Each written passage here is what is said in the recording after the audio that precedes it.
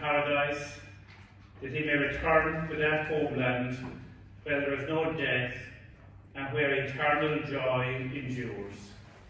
In the name of the Father, and of the Son, and of the Holy Spirit. The grace and peace of God our Father and the Lord Jesus Christ, and the communion of the Holy Spirit be with you always.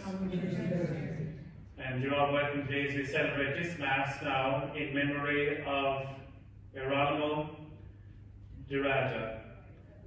It was this day last year your lives changed completely when your brother died for Rosario and for Teresita. And the death of somebody is so sudden, and yet I'm sure you feel his presence even today here, that he's so close to you, even though thousands of miles away from the Philippines. We also pray for his wife today, Romulan de Rada.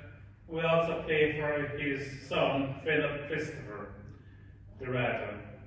And we pray now that your brother is in heaven, and that where he is gone, we hope to follow.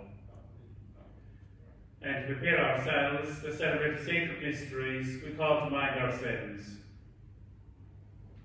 I confess to Almighty God and to you, my brothers and sisters, that I have greatly sinned in my thoughts and in my words, what I have done and what I have failed to do, through my fault, through my most grievous fault. And therefore I ask, Blessed Mary, the Virgin, all the angels and saints,